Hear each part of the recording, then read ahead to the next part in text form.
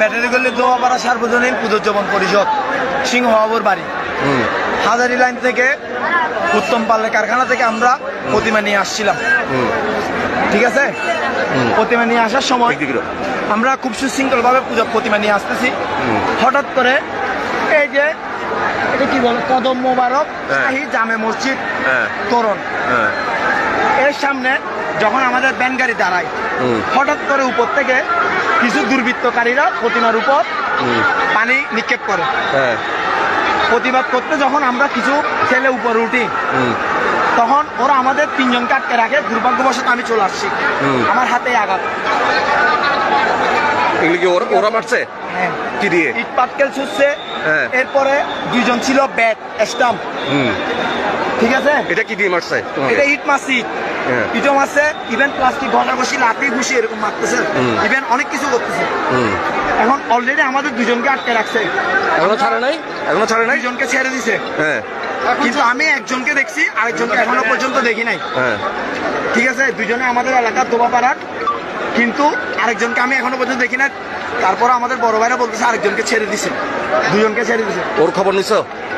আরেকজনের খবর এখনো নি না। একজনকে আমরা চট্টগ্রাম মেডিকেল হাসপাতালে পাঠাইছি, ওর ফ্যামিলি সহ। ওর মাথা ফাটা দিছে এবং প্লাস পাইও ইনজুরি। ওকে মেডিকেলে? এখন মেডিকেলে? হ্যাঁ, ওরা ওইখানে ওরা মিনিমাম প্রায় আধা ঘন্টা হতে 40 মিনিট পর্যন্ত রাখছে। বুঝতেছেন, এখান থেকে আমরা রিক্সা করে দোয়াপাড়ায় গেছি, আবার ওইখানে আমাদের কমিটির সবাইকে কি নিয়ে এসছো আনতে হয়েছে। বুঝতে পারতেছেন কতটা সময় ব্যয় হয়েছে।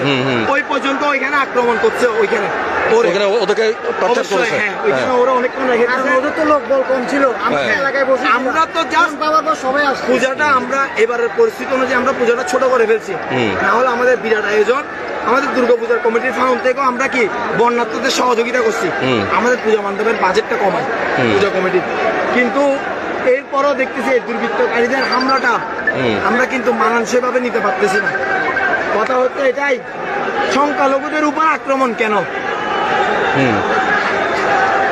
এই জিনিসটা কিন্তু আমরা দাবি রাখবো অবশ্যই। অন্তর্বর্তীকালীন সরকার বলেন, উপদেষ্টা বলেন, যে হোক না কেন, এটা আমরা অবশ্যই দাবি রাখবো তার উপর। সংখ্যালঘুরা এখনো পর্যন্ত সেফ না, এখনো পর্যন্ত বাংলাদেশের সংখ্যালঘুরা সেফ না। ঠিক আছে, সবাই বলে এখন আমাকে বলো, উৎসব সবার, কিন্তু এখন আমাকে বলো এখানে তোমাদের ছেলেরা আর কেউ আছে আটকানো? আমাদের ছেলেরা আপাতত আমি জানি না এখনো পর্যন্ত কেউ আটকানো আছে কিনা।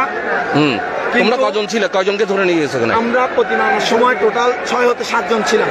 7টা ব্যান গাড়ি করে ছোট প্রতিমা নিয়ে আসতেছি। আমরা কিছু দুইটা বাইক আসছিল আমাদের সাথে, দুটো বাইক নিয়ে আসছিলাম, আর 3-4 জন প্রতিমা নিয়ে ব্যান গাড়ির সাথে ছিল। যখন একজন উপর উঠছে, এর পিছিয়ে পিছিয়ে আমরা বাইক থেকে নেমে আর 2 জন উপর উঠছি। আমাদের বাইক এখনো ওইখানে ওই স্যালারি বারের মোড়ে দাঁড় করানো আছে, বাইকের লোক এখানে আছে।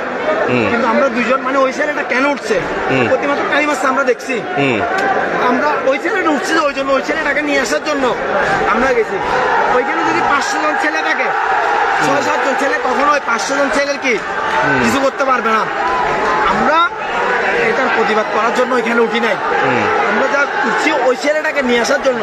কারণ আমরা জানি সংখ্যালঘুর দিক দিয়ে বাংলাদেশে আমাদের কোনো আত্মমর্যাদা নাই। ঠিক আছে, ওইটা যে সরকার আসুক না কেন, বাংলাদেশে আমাদের হিন্দুদের সংখ্যালঘু বললেও কম, আমরা হিন্দুদের কোনো নিজেদের স্বাধীনতা নাই। যার কারণে আমরা ওই ছেলেটাকে নিয়ে আসার জন্য উপর উঠছিলাম, কিন্তু ওরা আমাদের কথা না শুনে আমাদেরকে ব্যাট দিয়ে বাড়ি মারছে, ইট মারছে। ইভেন ওরা ওদের ওই যে গরু জবাই করে যে ছুরিটা ছিল, গরু জবাই করে যে ওই ছুরিটা নিয়ে পর্যন্ত আসছে। পানের ভয়ে আমরা নেমে আসছি ওইখান থেকে, কিন্তু এদের ছাড় হবে না। সেনাবাহিনী কি করবে না করবে আমরা জানি না, আমরা এটা শেষ দেখেই ছাড়বো। ধর্মীয় প্রতিষ্ঠান হয়তো আমরা কিছু করবো না, কিন্তু লেখা আছে জামে মসজিদ, মন্দির মসজিদ দুটোটাই এক, ওইখানে ভগবান থাকে। কিন্তু এইসব এই জঙ্গিবাদ, এগুলো সব পাকিস্তানের সন্তান, কৃতি সন্তান পাকিস্তানের। এগুলোর মধ্যে তখন ঈশ্বর বসবাস করবে না, এটা ছাড় হবে না। রাস্তায় এখন তো তোমাদের ছেলেগুলো বেড়েছে, তো সেনাবাহিনী আছে এখানে পর্যবেক্ষণে। ঠিক আছে, ওইখানে আমাদের কমিটির লোকও আছে। ওই যে ওই ভিতরে টস মারে ঢুকতেছে হয়তো দেখা যাচ্ছে, কিন্তু আমাদের একজন এখনো আছে, কিন্তু আমাদের বড়